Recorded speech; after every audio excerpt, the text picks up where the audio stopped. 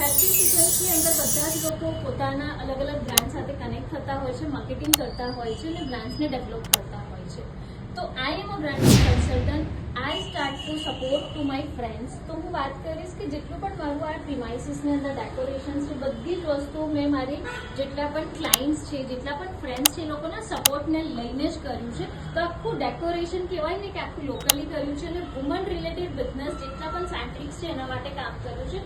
તો હું સૌથી પહેલાં વાત કરીશ ને કે આ મેં એક લીધેલું છે લક્ષ્મી પૂજા માટે. મારી ફ્રેન્ડે મને મોકલેલું છે. આ બ્રાન્ડ છે લેટ્રાસ, જેની અંદર લક્ષ્મી અને ગણપતિના બહુ જ સરસ રેઝિંગના આર્ટિસ્ટ છે, જેનાથી અમે લોકો લક્ષ્મી પૂજા કરીશું.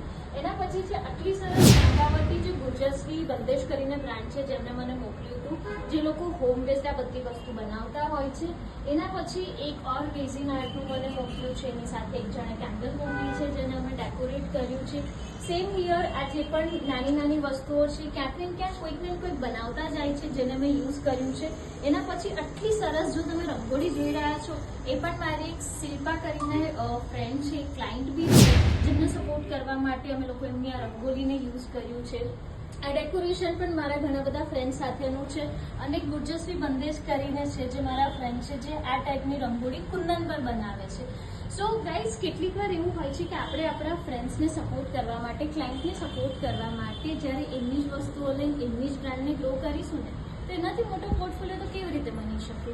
સો યસ, હું છું યોર ડિજિટલ મેરી. આવી જ રીતે બ્રાન્ડ્સને હેલ્પ કરું છું અને બ્રાન્ડ્સને આગળ વધવા માટે હેલ્પ કરવાનું અને કન્સલ્ટિંગ કરવાનું કામ મારું છે. સો stay tuned with me and once again happy Diwali, happy new year.